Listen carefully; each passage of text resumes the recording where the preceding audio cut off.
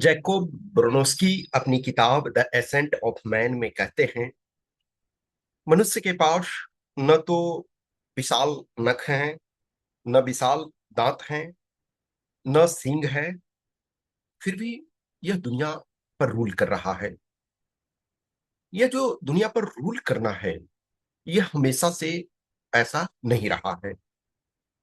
एक समय था कि मनुष्य भी अन्य प्राणियों की तरह ही था, लेकिन धीरे धीरे जब इसने सोचना शुरू किया, जब इसने सुधार करना शुरू किया, जब मनुष्य बहुत सारे हथियार बनाना सीख गया, बहुत सारे औजार बनाना सीख गया, बहुत सारे साजो सामान बनाना सीख गया, तब जाकर के यह जो है दुनिया पर नियंत्रण करने लगा। एक मनुष्य विशाल हाथी को कंट्रोल कर सकता है, एक मनुष्य शेर को पिंजड़े में बंद कर सकता है, लेकिन एक शेर जो है मनुष्य को पिंजड़े में बंद नहीं कर सकता है। हो सकता है मनुष्य को वो मार दे, ऐसे जगह पे पाए तो, और संभव है। आप मैन एनिमल कन्फ्लिक्ट आप देखते रहते हैं, ह्यूमन एनिमल कन्फ्लिक्ट देखते रहते हैं, बहुत सारे नुकसानात होते रहते हैं, लेकिन फिर भी जो मनुष्य है वो सबसे ऊपर है। वो इस वजह से कि इसने हमेशा इस बात का ध्यान रखा कि आगे और सुधार हो सकता है। और जब जब हमने इस बात को स्वीकार नहीं किया, तो मनुष्य को उसकी कीमत चुकानी पड़ी।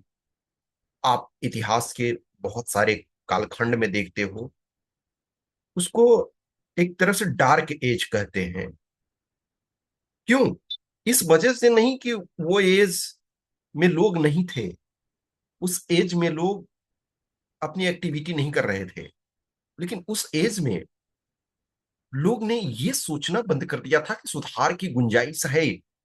जिस समय आप ये बंद करते हो कि सुधार की गुंजाइश नहीं है, तो आपका जो है वही विकास रुक जाता है।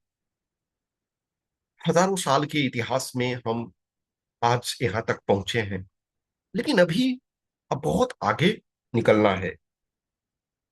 सबसे पहले सुकरात हुए, सुकरात के बाद प्लेटो हुए, प्लेटो के बाद अरस्तु हुए, अरस्तु के बाद जो है फ्रांसिस बेकन हुए, डेकार्ट हुए, एडम स्मिथ हुए, अगस्ट कॉम्टे हुए, वोल्टायर हुए, हीगल हुए, कार्ल मार्क्स हुए, कार्ल पॉपर हुए, डेविड ड्यूस हुए, सो मेनी पीपल हुए।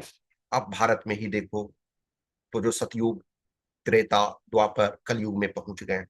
यूं तो देखो तो धर्म के हिसाब से हम देखते हैं कि ये माना जाता है कि जो मनुष्य है भारतीय समाज में, कि इसका नैतिक पतन हो रहा है। लेकिन हमें विज्ञान की नजरिए से देखने की जरूरत है। हाल के दिनों में बहुत सारे जो आप हम मेटेरियलिज्म की ओर बहुत ज्यादा बढ़ रहे हैं, तो कुछ क्षेत्रों में आप जरूर देखोगे कि पतन की ओर जा रहे हैं। लेकिन उसके साथ देखोगे जो विज्ञान ने है, हमें विज्ञान ने बहुत कुछ चीजों को दिया है।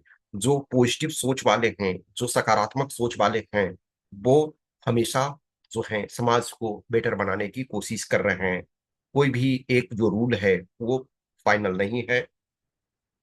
सुकरात ये कहते थे कि भाई यही सच्ची विजडम, यही है सच्ची जो ज्ञान की पराकाष्ठा, वही है कि जब हमें ये लगे कि यस, हम इतना ज्यादा अधिक नहीं जानते हैं, तो हम एक हम्बल होते हैं, हम डाउन टू अर्थ होते हैं, हम अपने को जमीनी स्तर पर रखते हैं और अपने आप में सुधार करने की कोशिश करते हैं।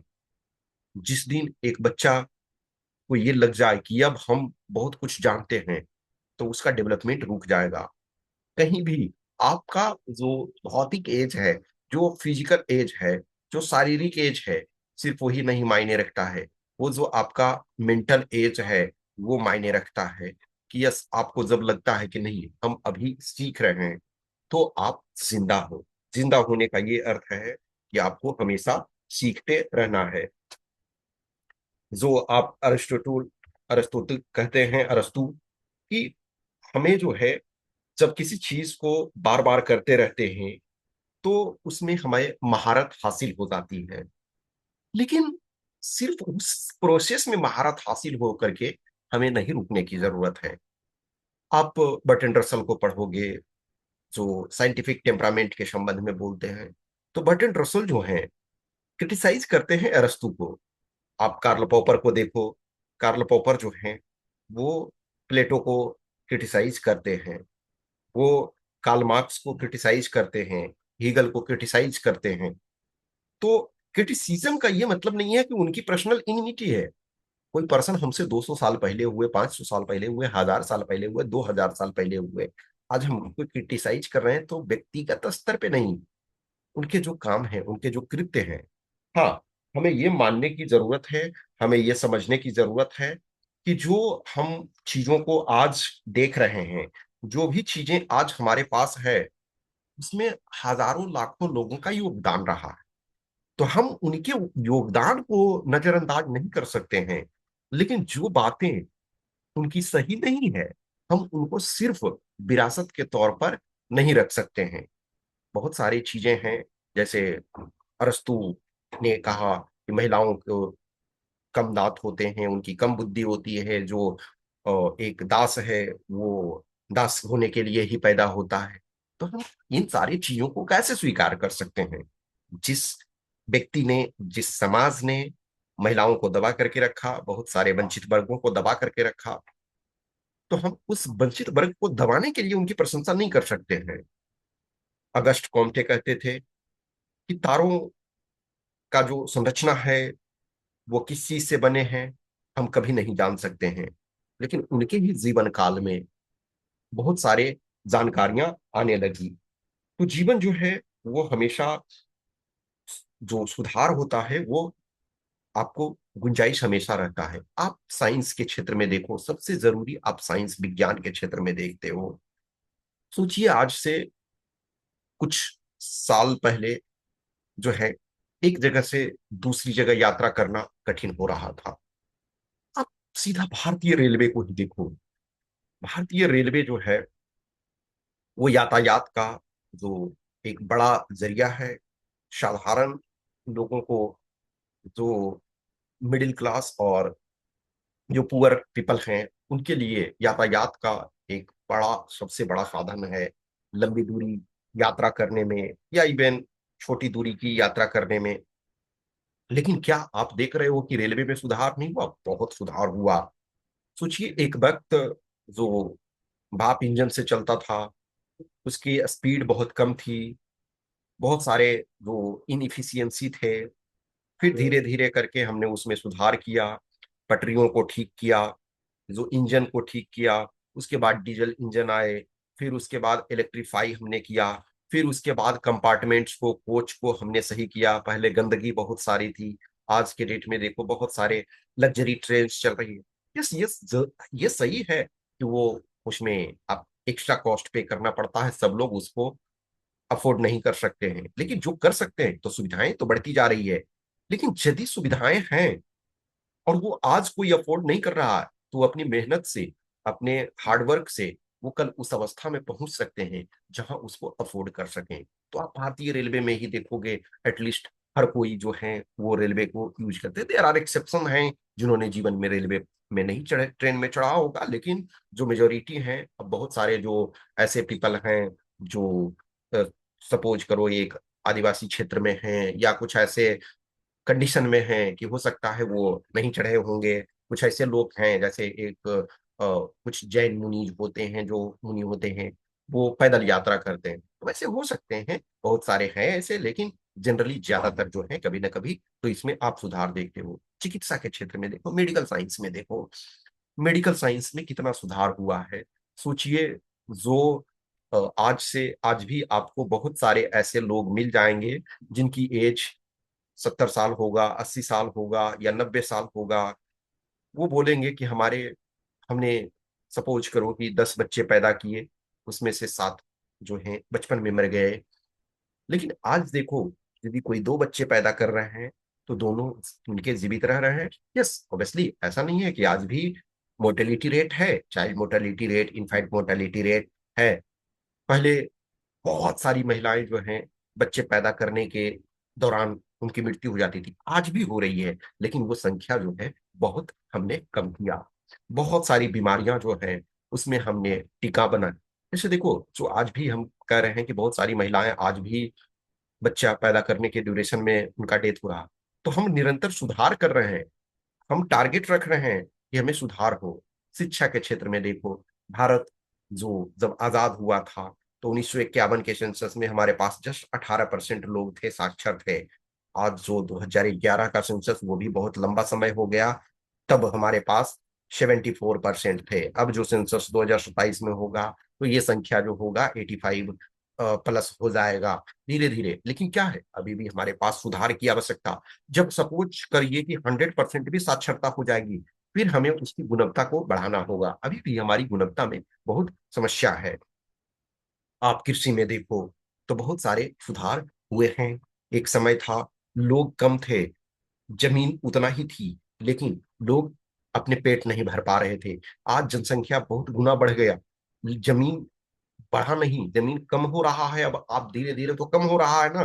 कम इस वजह से हो रहा है कि शहर बस रहे हैं, रोड बन रहे हैं, तो खेती लायक तो जमीन कम हो रही है। लेकिन फिर भी जो है, लोगों के पास फूड है। इवन हमारे सरप्लस है फूड, अधिक फूड है, हम निर्यात करते हैं। तो इसमें से बहुत सारी चीजें सुधार हुई है। आप रोड देखो, आप और घर देखो, बहुत सारे झोपड़ी होते थे। ऐसा नहीं है कि हम उसके इथिकल इशू को अभी नहीं देख रहे हैं, हमें सुधार के एंगल से देख रहे हैं। बहुत सारी चीजों को हमने नुकसानात भी किए हैं, नुकसान भी हमने पहुंचाए हैं, हमने नेचर को हार्म भी पहुंचाया है, बहुत पहुंचाया है। लेकिन हम यहाँ सुधार की गुंजाइश को देखेंगे। हम, ऐसा नहीं है कि जो नेचर को हार्म पहुंचा रहे हैं उससे अवेयर नहीं है। हम बहुत सारी चीजों को कोशिश कर रहे हैं। जैसे आप देखो, बिजली के बल्ब पहले जो है 100 वाट के बल्ब जलाते थे जब हम लोग बच्चे थे। मैं छोटा था तो 100 वाट का बल्ब जलाता था। फिर देखोगे 40 वाट का आया। फिर देखोगे आज 9 या 12 वाट के बल्ब आप जला रहे हो। तो 100 से आप 9 वाट तक आए, और ये हमने अपने जीवन काल में ही उस चीज को देखा। सोचो, जो आज अभी 80 साल के हैं, वो कितना ज्यादा चेंज देख रहे हैं। या जब मैं, शायद, अब फ्यूचर तो नहीं जानता हूं, लेकिन यदि 80 साल का हो पाया तो मैं अपने जीवन में और बहुत सारा चीजों को, चेंजेस को देखूंगा। तो परिवर्तन हमेशा हो रहा, सुधार की गुंजाइश भी हो रही है। आप देखोगे कि टेलीविजन, पुराने टेलीविजन सेट बहुत भारी होते थे, आज बहुत हल्के हैं, इफिशियंट हैं। कंप्यूटर कंप्यूटर आप देखते हो, एक समय था, इतना कॉस्टली था, इतना महंगा था, इतना बड़ा था, उसको मैनेज करना दिक्कत। आज के डेट में हम सबके पास एक कंप्यूटिंग पावर है, चाहे वो लैपटॉप हो, मोबाइल हो, या और कोई डिवाइसेस हो, तो हम उस चीज को यूज कर रहे हैं। तो सो मेनी थिंग्स हैं, सुधार हमेशा हुआ है। एक आदमी आज अपने एजुकेशन के बल पर, शिक्षा के बल पर जो है, अपने को काफी इम्प्रूवमेंट कर सकते हैं, काफी अपने को में सुधार ला सकते हैं। फ्रांसिस बेकन कहते थे, नॉलेज इज पावर। तो आपके पास जो है, नॉलेज जो है यदि आता है तो वो आपको पावर देगा, ठीक है ना। तो नॉलेज आपको पावर दे रहा है। पावर का मतलब क्या है कि आपके पास वो आर्थिक स्वतंत्रता भी देती है, नॉलेज के साथ साथ आपको आर्थिक रूप से भी आप सक्षम होते हैं। फिर आप एक मेंटल पीस आपके पास होता है। आप दूसरे को भी प्रभावित कर सकते हैं, दूसरे को भी लाइफ को पॉजिटिव तरीके से चेंज कर सकते हैं। यस, बहुत सारे लोग नॉलेज को निगेटिव वे में भी यूज करते हैं, लेकिन हमें अपने लाइफ को पॉजिटिव तरीके से सोचने की जरूरत है।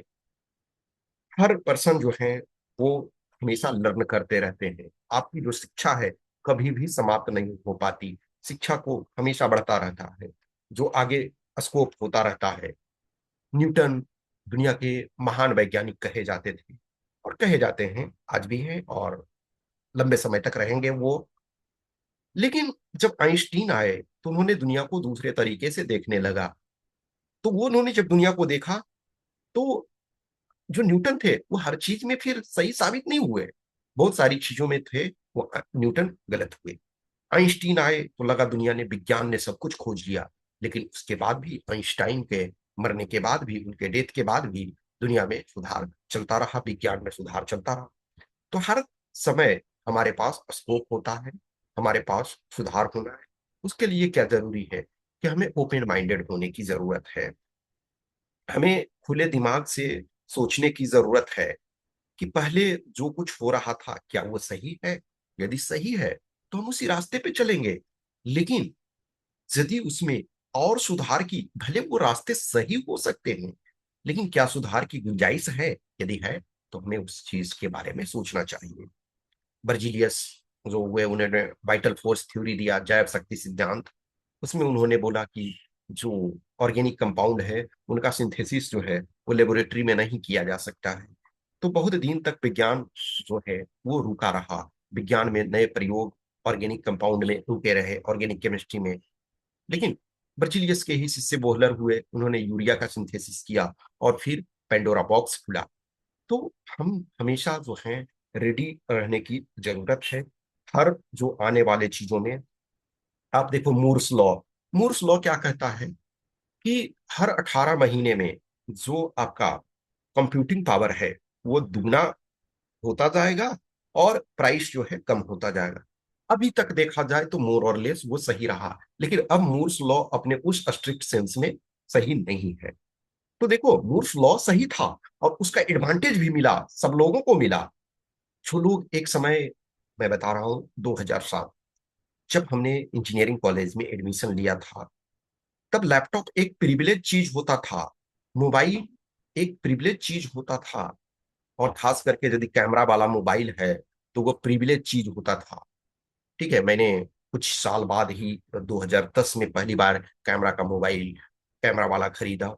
लेकिन मोबाइल हमने 2006 में खरीदा, तो मैं प्रिविलेज समझता था क्योंकि हमारे जो बहुत सारे दोस्त थे उनके पास नहीं था। 2007 में पहली बार लैपटॉप खरीदा तो मैं अपने को प्रिविलेज मानता था। लेकिन आज वो प्रिविलेज नहीं है, आज सुधार। लेकिन 2007 का जो मैं लैपटॉप देखता हूँ और आज 2026 का जो लैपटॉप मैं देख रहा हूँ, तो उतने या थोड़ा सा प्राइस उससे ज्यादा लगाने पे आज का जो लैपटॉप है वो बहुत अच्छा है। उसके कॉन्फ़िगरेशन बहुत अच्छा है, उसके फंक्शनिंग जो है बहुत अच्छे हैं उसमें। तो क्या है कि काफी चीजें सुधार हुआ। तो हमेशा जीवन में सुधार की गुंजाइश होती है। और एक यदि आप विद्यार्थी हो तो सबसे जरूरी आपके लिए शिक्षा है। आप जो भी परफॉर्म कर रहे हो, आप किसी एग्जाम को दे रहे हो, तो एग्जाम को यदि दे रहे हो तो आप यदि सपोज करो कि 80 नंबर ला रहे हैं, तो मान के चलो कि हमारा एग्जाम 150 मार्क्स का है, अभी आप 80 ला रहे हो, तो हम 90 ला सकते हैं, हम 100 ला सकते हैं, 120 ला सकते हैं। यस, हो सकता है हमारा 100 में ही काम चल जाए तो हमको 120 की आवश्यकता नहीं है। लेकिन यदि 100 लाने के बाद भी जिस दिन नहीं होगा तब भी तो स्कोप होगा। तो हमेशा जो है स्कोप धीरे धीरे ये बढ़ता जाता है, कंपटीशन बढ़ता जाता है, लेकिन आपके पास हमेशा चांसेस रहते हैं, सुधार करने के लिए रहते हैं। दुनिया में सो मेनी थिंग्स हो रहा है, हमें कभी भी रिजिड नहीं होना चाहिए। वो जो कहते हैं ना कि सुपरस्टिशन जो है और जो साइंटिफिक टेम्परामेंट है वो साथ साथ नहीं चल सकता है। यानी अंधविश्वास और वैज्ञानिक सोच ये दोनों साथ साथ नहीं चल सकते हैं। यदि आप वैज्ञानिक सोच रखते हो तो आपको अंधविश्वास छोड़ना पड़ेगा, और अंधविश्वासी यदि हो तो वैज्ञानिक सोच, आप बोलोगे कि मैं वैज्ञानिक सोच का भी हूं और अंधविश्वासी भी हूं, तो ये चीजें नहीं चल सकती। हाँ, कुछ ऐसे लोग हैं जो पुरानी परंपराओं को मानते हैं, लेकिन जहां वैज्ञानिक सोच है तो उस वैज्ञानिक, देखिए, एक परंपरा को मानना, किसी चीज को हम जानते हुए भी कि शायद ये सही नहीं है, वैज्ञानिकता बेटर है, फिर भी कोई मान रहे हैं, तो वो उनका अपना कुछ मजबूरी है या जो भी है। आप शायद वो शायद उस चीज से हट नहीं पा रहे हैं, लेकिन उनको तो ये पता है ना कि वैज्ञानिकता जो है वो बेटर है। विज्ञान जो है वो जब किसी चीज का इनोवेशन करता है, इन्वेंशन करता है, तो हम जो अंधविश्वास से ऊपर उठ करके सोचते हैं। यदि आप किसी डिजीज को छोटी माता, बड़ी माता, भगवान का कोप मान करके चलोगे तो फिर उसका इलाज नहीं करवा सकते हैं।